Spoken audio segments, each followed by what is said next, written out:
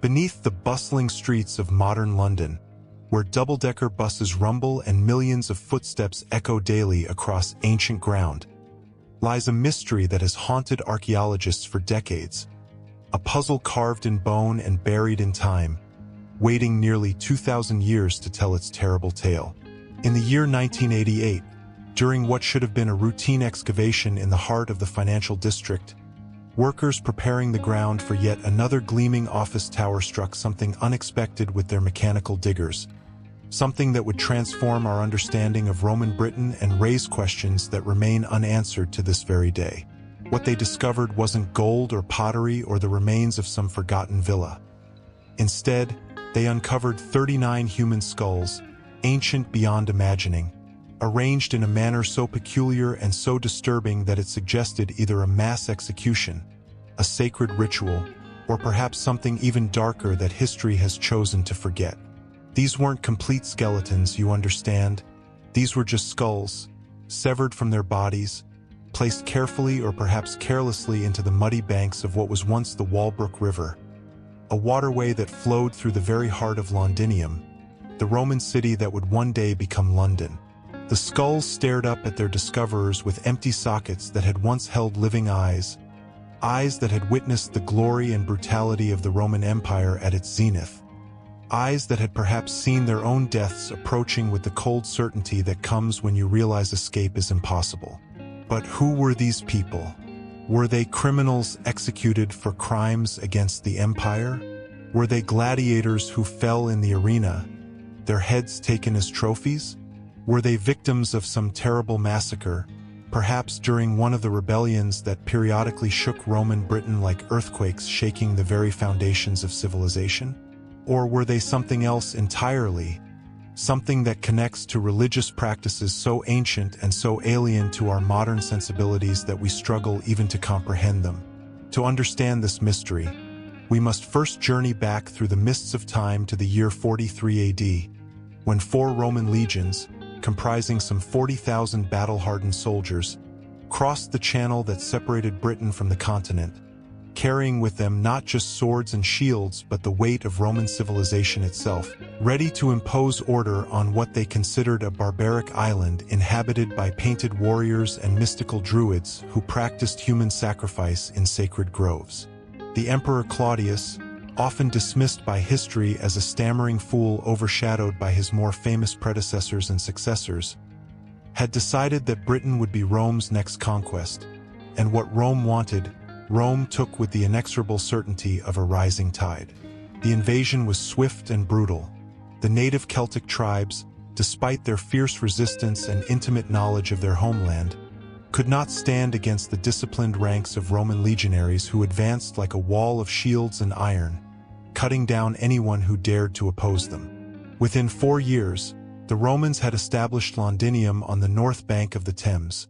choosing the location not for its beauty or its strategic defensibility, but for its practicality as a trading hub where the river was narrow enough to bridge yet deep enough for ocean-going vessels to navigate. The city grew with the speed that only Roman engineering could achieve, roads spreading out like the spokes of a wheel, connecting Londinium to every corner of the province, bringing trade and taxes and the unmistakable mark of Roman authority. By the time of the Boudiccan Revolt in 60 AD, Londinium had already become a thriving commercial center, home to merchants and artisans, soldiers and slaves, a microcosm of the empire itself transplanted onto British soil. But then came fire and fury unlike anything the infant city had experienced, when Boudica, queen of the Iceni tribe, her back scarred from Roman whips, her daughters violated by Roman soldiers, raised the standard of rebellion and marched on Londinium with an army driven mad by rage and the thirst for vengeance. The Roman governor, Gaius Suetonius Paulinus, made a calculated decision that would haunt him for the rest of his life. He abandoned Londinium to its fate,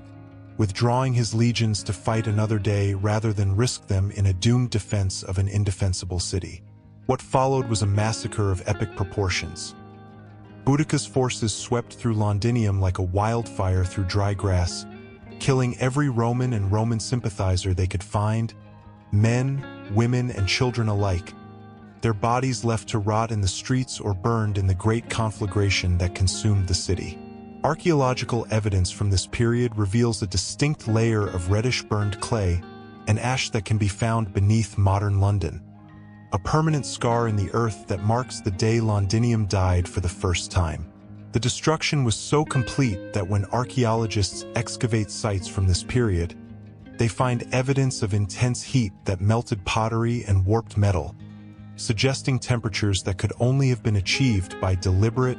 systematic burning. Could some of the 39 skulls belong to victims of this terrible day? It's certainly possible, though the evidence, as we shall see, points in multiple directions, each more intriguing and disturbing than the last. But Londinium rose again from its ashes, as cities do when they occupy positions of geographic and economic importance,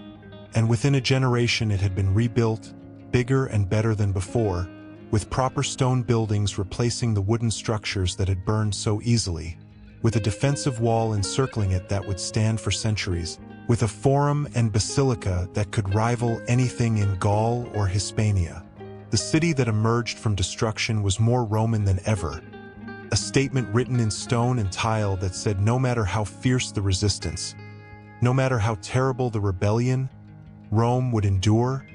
Rome would prevail. Rome was eternal. And flowing through the heart of this reborn city was the Walbrook, a river that gave its name to one of London's most ancient streets and to one of its most mysterious archaeological sites. The Walbrook was more than just a waterway. It was the lifeblood of Londinium, providing fresh water for drinking and cooking, power for mills, a convenient sewer for waste, and a sacred space where Romans would make offerings to their gods, tossing coins and jewelry and precious objects into its depths in the hope of currying divine favor. The river has yielded thousands of artifacts over the centuries, making it one of the richest archaeological sites in all of Britain, but nothing prepared excavators for what they would find in that year of 1988, when those 39 skulls emerged from the mud like accusations from the distant past. The skulls were discovered at what archaeologists call the Bloomberg site, named for the American media company that would eventually build its European headquarters there, funding one of the most extensive and careful excavations ever undertaken in the city of London. The site sits in the heart of what was once Roman Londinium, in an area that would have been busy with commercial activity, where merchants hawked their wares and money changers plied their trade, where the wealthy built their townhouses with mosaic floors and heated rooms, where slaves scurried about on their master's business and soldiers on leave spent their pay in taverns and brothels. It was, in short, an unlikely place for a mass burial or execution site, which makes the presence of those 39 skulls all the more perplexing and all the more fascinating. When the excavation team first encountered the skulls, they were scattered across the ancient riverbed and its banks, some partially buried in silt, others lying exposed where centuries of flowing water had revealed them, their bone surfaces stained dark brown by the tannins in the river water, weathered by time yet remarkably well preserved by the anaerobic conditions of the waterlogged soil.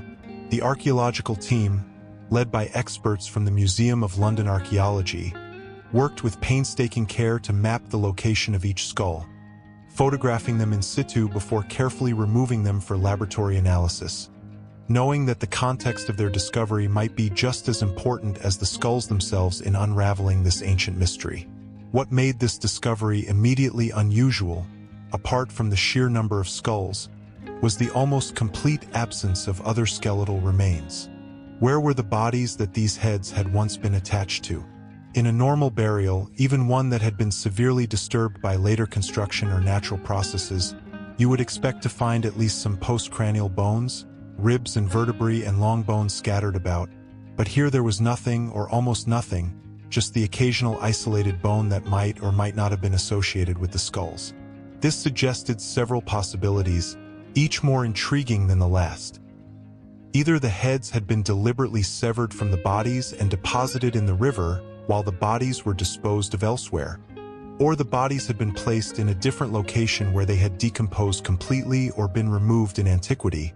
or the skulls had been kept for some period of time before being deposited in the Walbrook. perhaps as trophies or relics or objects of religious significance. The pattern of their deposition also raised questions. They weren't found in a neat row or a carefully arranged pit,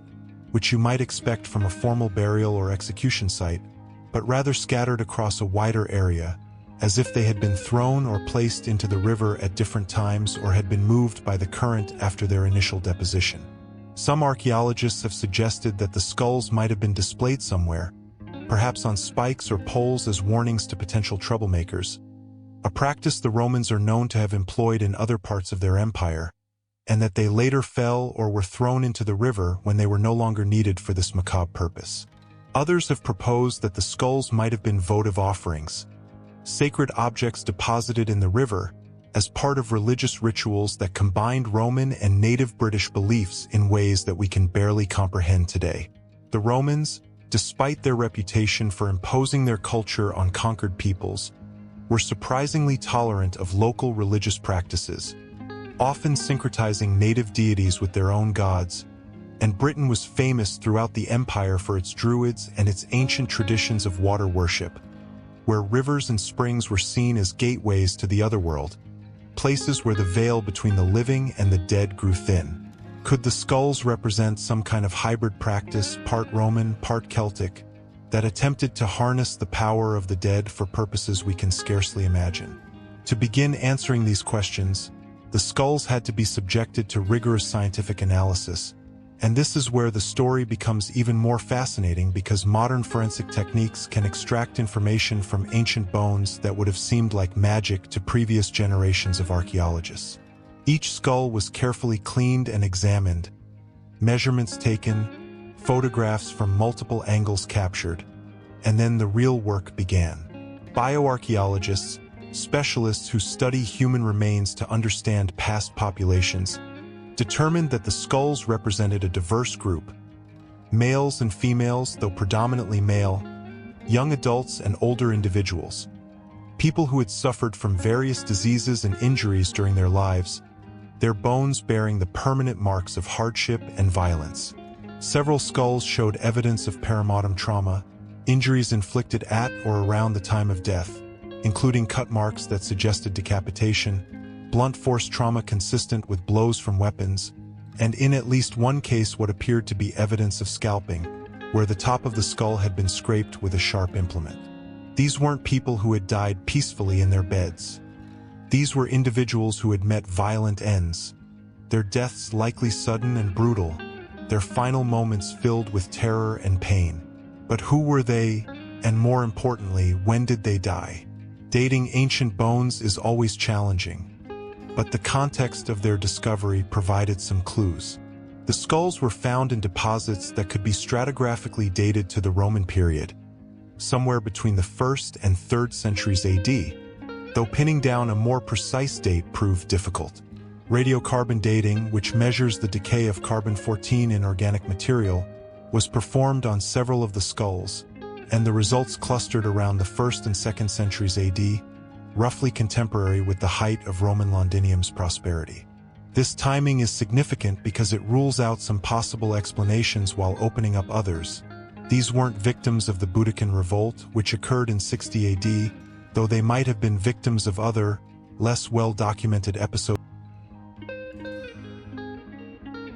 The composition of the group also tells us something important.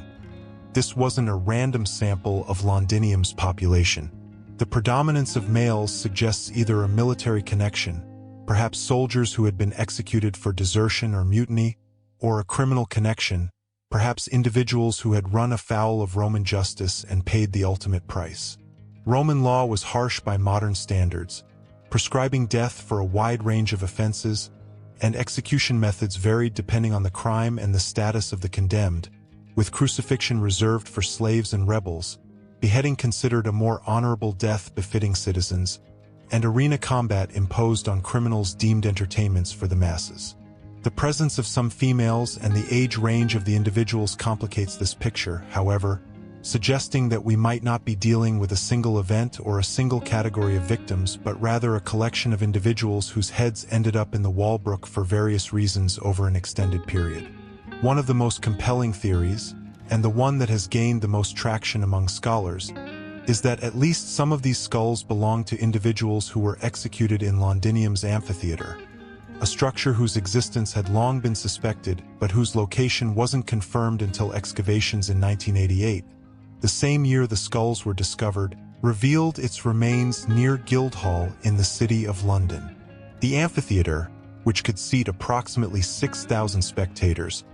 was the venue for gladiatorial combats, wild beast hunts, and public executions, all forms of entertainment that Romans considered essential to civilized urban life. The games served multiple purposes. They demonstrated Roman power and wealth. They provided a release valve for social tensions by giving the masses free entertainment. They reinforced social hierarchies by seating spectators according to their status,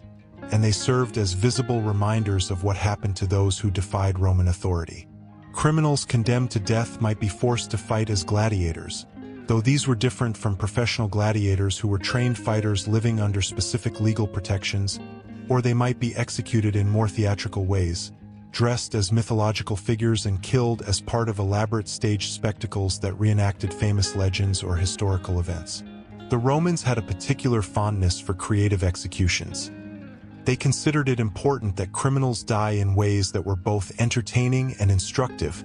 serving as moral lessons for the watching crowds. After such executions, the bodies had to be disposed of, and here's where the connection to the Walbrook becomes tantalizing. What if the heads of executed criminals were displayed for a time, perhaps on the walls of the amphitheater or in some other public location, and then, when they had served their purpose, were simply thrown into the nearby river? This would explain the scattered nature of their deposition, the absence of the rest of the skeletons, the evidence of perimortem violence, and the demographics of the group. It's a theory that fits the evidence well, though it's far from the only possibility, and it paints a picture of Roman London that is at once more sophisticated and more brutal than we might have imagined.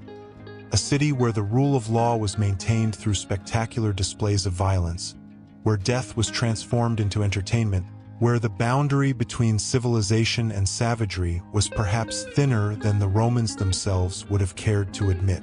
But there's another dimension to this mystery, one that takes us even deeper into the strange world of Roman-British religious practices, and that involves the special significance that the Romans and Celts both attached to human heads. In Celtic culture, the head was believed to be the seat of the soul, the container of a person's essence and power, and taking an enemy's head in battle was considered the ultimate trophy, proof of valor, and a way of capturing the defeated warrior's strength. Celtic warriors would display enemy heads outside their homes or in their temples, preserving them with cedar oil or simply letting them decay. And there's abundant archaeological and literary evidence for this practice throughout the Celtic world. The Romans, despite their claims of bringing civilization to barbarian lands, were not immune to such practices. They too recognized the symbolic power of the severed head, using it in their own rituals and displays, though they tended to frame such activities in terms of law and justice rather than religious belief. When the Romans conquered Celtic territories, they encountered a landscape dotted with sacred sites where water played a central role in religious worship, and rather than suppressing these practices entirely, they often incorporated them into their own religious system, building temples at springs and rivers, making offerings to hybrid deities that combined Roman and Celtic attributes. The Walbrook itself was undoubtedly a sacred place, long before the Romans arrived and continuing through the centuries of their occupation, and the offerings made there reflect this special status. Archaeologists have recovered hundreds of objects from the riverbed, including jewelry, coins, writing tablets, leather shoes, and yes, fragments of human skulls that predate the major deposit of 39 found in 1988. This suggests that depositing human remains in the Walbrook might have been part of an ongoing religious practice, one that might have intensified at certain times or under certain circumstances. Some scholars have proposed that the skulls represent offerings made during times of crisis, perhaps during plagues or famines or military threats, when the inhabitants of Londinium sought to appease the gods or spirits believed to dwell in the river, by giving them the most potent offerings imaginable.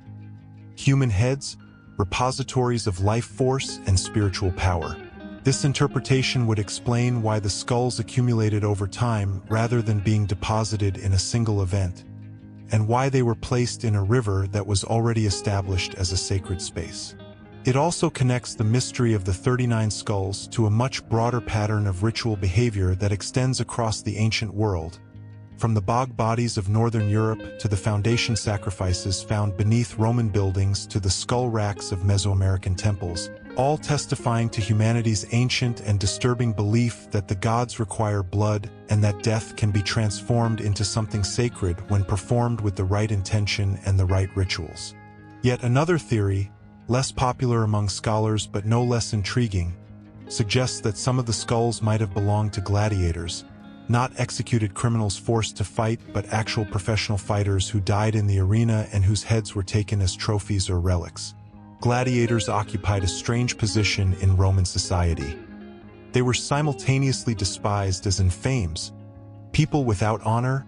and celebrated as celebrities whose combats drew enormous crowds and whose names were known throughout the empire. Successful gladiators could win fame and fortune, though they remained legally enslaved or bound by contracts that controlled every aspect of their lives. When a gladiator died in the arena,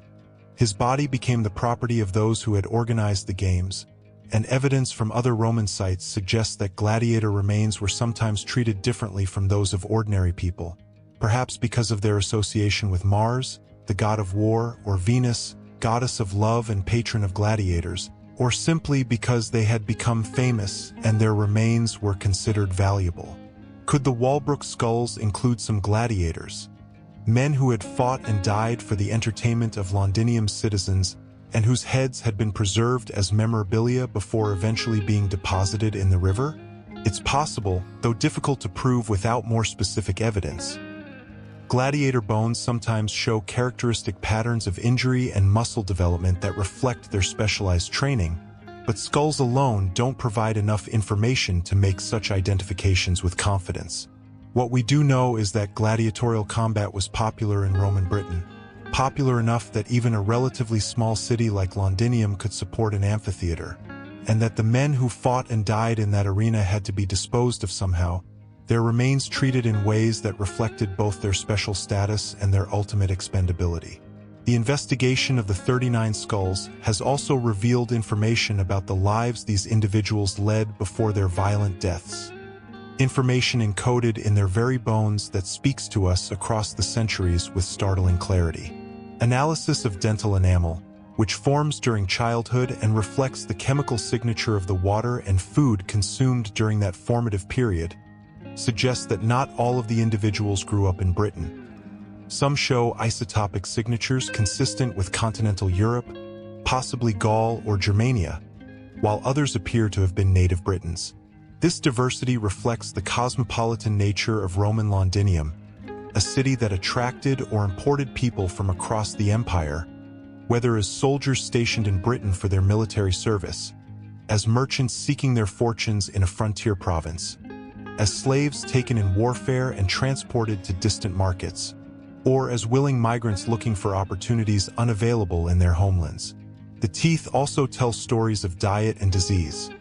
Several individuals show evidence of severe dental infections that would have caused excruciating pain during life, while others have teeth worn down in unusual patterns suggesting particular occupations or habits, such as using the teeth as tools for working leather or fiber. The bones themselves reveal evidence of hard physical labor. Many of the skulls come from individuals who had well-developed muscle attachment sites, indicating lives spent in strenuous activity, whether as soldiers or laborers or perhaps gladiators. Some show evidence of healed fractures, broken bones that had mended during life, suggesting individuals who had survived violence or accidents and continued living for years afterwards, carrying the marks of their traumas in their very skeletons. One skull in particular has fascinated researchers because it shows evidence of a surgical procedure known as trepanation, where a hole is deliberately cut into the skull, perhaps to relieve pressure from a head injury or to treat some medical condition, and remarkably, the bone shows signs of healing, meaning the individuals survived the operation and lived for some time afterwards before meeting their violent end. This speaks to a level of medical knowledge and surgical skill that might surprise those who think of ancient medicine as primitive and ineffective.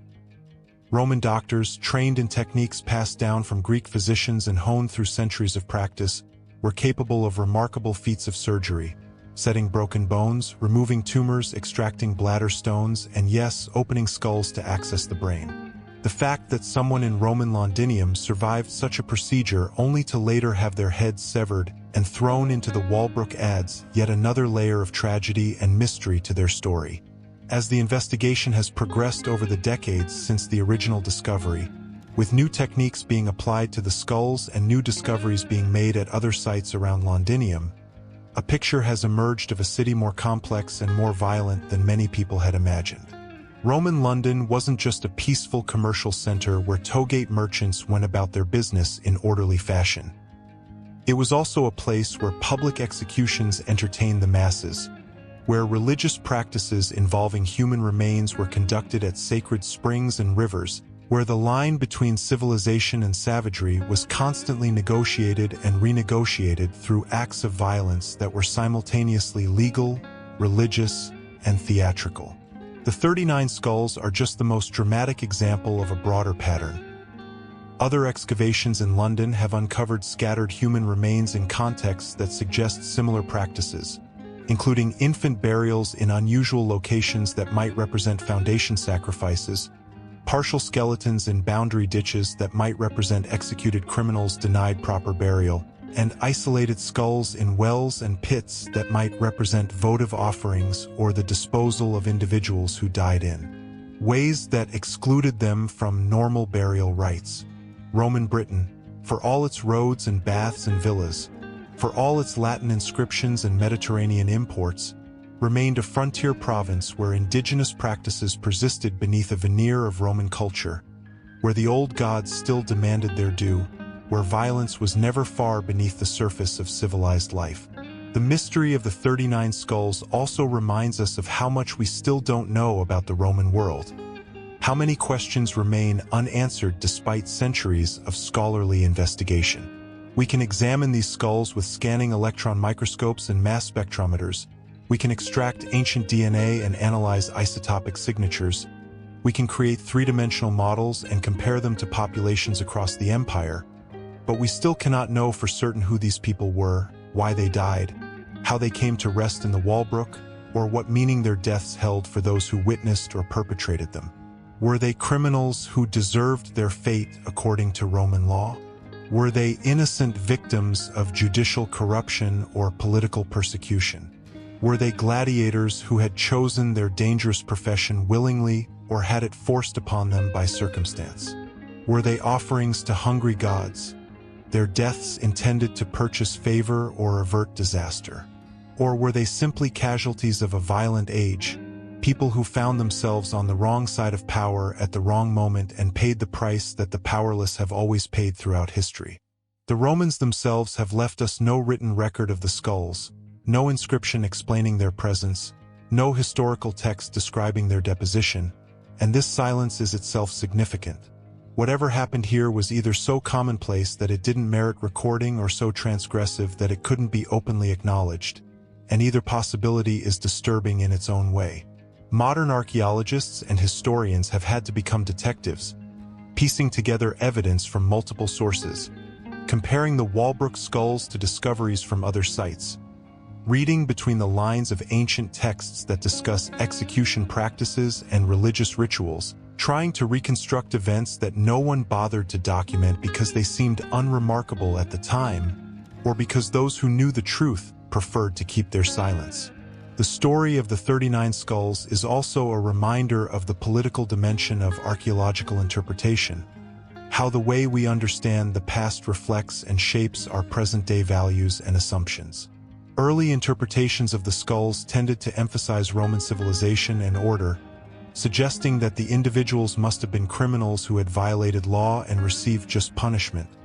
a reading that reflects a certain comfort with state authority and a belief in the legitimacy of institutional violence. More recent interpretations have emphasized the ambiguity of the evidence, the possibility that not all of these individuals deserved their fate, the likelihood that Roman justice was neither as fair nor as rational as Roman propaganda claimed, and this reflects a growing skepticism about power and its justifications that characterizes our own historical moment.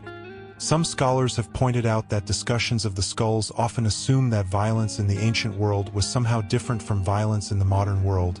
more ritualized or more controlled or more meaningful, when in fact violence is violence regardless of the justifications we construct for it, and people in the 1st century AD experienced pain and fear and loss just as intensely as people do today. The skulls force us to confront uncomfortable truths about human nature, about our capacity for cruelty, about the ways that civilization and barbarism coexist not as opposites but as partners, each enabling the other, each giving the other meaning and purpose. The discovery has also raised questions about what should be done with the skulls themselves, a debate that reflects broader controversies about the ethics of studying and displaying human remains. For years after their discovery, the skulls were housed in the Museum of London's archaeological collections, where they were available for study by researchers but not displayed to the public, out of respect for the dead and recognition that some people find the exhibition of human remains disturbing or disrespectful. However, some argue that the skulls should be displayed because they tell an important story about Roman London, because they challenge sanitized versions of the past, because they remind us of the human cost of empire and the reality of ancient violence. Others contend that the skulls should be reburied, that keeping them in museum storage or putting them on display treats ancient people as objects rather than as human beings deserving of dignity and rest. Though this position is complicated by the fact that we don't know enough about these individuals to know what kind of burial rites they themselves would have wanted or whether their original deposition in the Walbrook was itself intended as a form of burial. The question of what to do with ancient human remains has no easy answer, and different cultures and communities approach it differently, with some demanding the return and reburial of ancestral remains and others arguing that such remains are part of our common heritage and should be preserved and studied for the benefit of all humanity. The 39 skulls exist in a kind of limbo, neither fully integrated into narratives of Roman-British history nor laid to rest, neither simply objects for scientific study nor recognized as the remains of individuals with their own stories and their own claims on our compassion. In recent years, new technologies have allowed researchers to extract even more information from the skulls, information that brings us closer to understanding who these people were as individuals rather than as anonymous victims or statistics. Facial reconstruction, a technique that uses measurements of skull features to estimate what the overlying soft tissue would have looked like, has been performed on several of the better preserved skulls, creating haunting images of faces that haven't been seen in nearly 2,000 years. These reconstructions, while necessarily speculative and based on population averages that might not perfectly match the individuals in question, nonetheless transform abstractions into people giving faces to the faceless, allowing us to imagine the individuals who once lived and breathed and walked the streets of Londinium before their lives were cut short by violence. Ancient DNA analysis, a field that has revolutionized archaeology in recent decades, has also been attempted on some of the skulls, though the results have been mixed. DNA preservation in bones depends on many factors, including temperature, moisture, and soil chemistry, and the waterlogged conditions of the Walbrook that preserved the skulls so well may actually have been less than ideal for DNA preservation. Where DNA has been successfully extracted, it has provided information about ancestry, showing that the individuals had genetic connections to populations across Europe, consistent with the isotopic evidence suggesting diverse geographic origins. Some researchers hope that as DNA extraction and analysis techniques continue to improve, it may become possible to determine whether any of the 39 individuals were related to each other, which would provide important clues about whether they died together in a single event or separately over an extended period. The mystery of the 39 skulls has also captured public imagination in ways that more conventional archaeological discoveries often don't, perhaps because it combines so many elements that fascinate us about the past. Violence and mystery, death and ritual, questions without easy answers. The discovery has been featured in numerous documentaries, books, and articles, each offering its own interpretation of the evidence, each adding another layer to the accumulating mythology that surrounds these ancient remains. Some have speculated wildly, suggesting connections to serial killers or death cults or conspiracies that have no basis in evidence, while others have tried to use the skulls as vehicles for broader arguments about imperialism or religion or gender or whatever other contemporary concern can be projected onto the distant past. But beneath all the speculation and interpretation, beneath all the theories and counter-theories, lie 39 human skulls, physical remnants of people who once lived, and that simple fact remains more powerful than any story we can construct about them. They were real people who felt joy and pain, who had hopes and fears, who loved and hated, who woke up one morning not knowing it would be their last day, who met death in ways both sudden and terrible, whose heads were severed from their bodies and deposited in a river where they would remain hidden for centuries,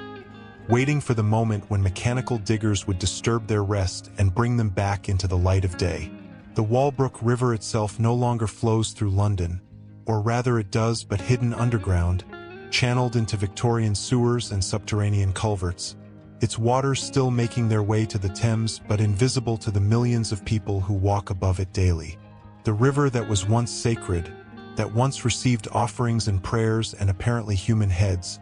has been buried beneath layers of history,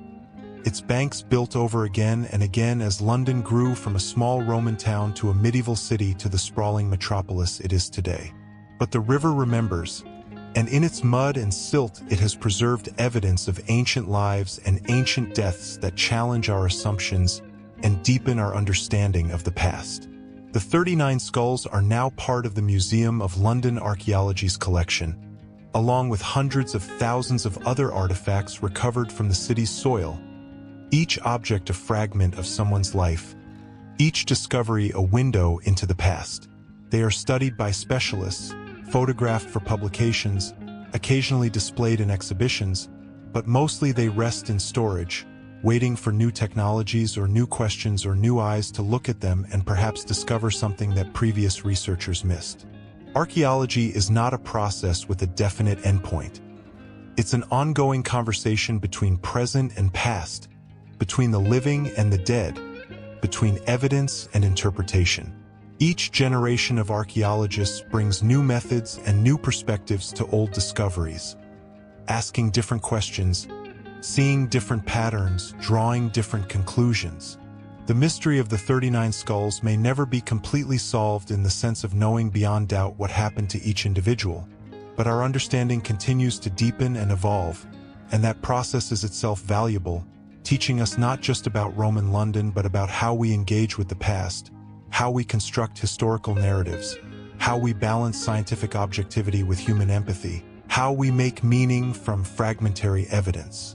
As we stand here in the present,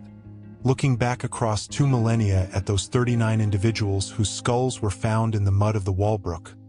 we might ask ourselves what lessons their story holds for us today. Perhaps it reminds us that civilization and violence are not opposites but uncomfortable partners, that the societies we admire for their achievements often rested on foundations of cruelty and exploitation that we prefer not to examine too closely. Perhaps it reminds us that history is written not just by the victors but also in the bones of the victims,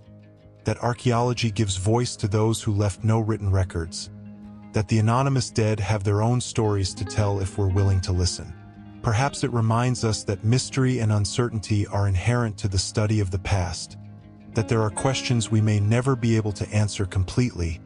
that comfortable certainties are often illusions that crumble when examined closely. Or perhaps it simply reminds us of our common humanity, that the people of Roman London were not so different from us, that they experienced the same fundamental emotions and faced the same ultimate questions about life and death and meaning, that the passage of time doesn't erase our connection to them but rather makes it more poignant, more precious, more worthy of contemplation. The 39 skulls found in the Walbrook River remain one of London's most compelling archaeological mysteries, a puzzle that has occupied researchers for over 3 decades and will likely continue to fascinate and perplex for decades more. They are a reminder that beneath our feet, beneath the concrete and asphalt and steel of modern cities, beneath the accumulated layers of centuries of construction and destruction and reconstruction,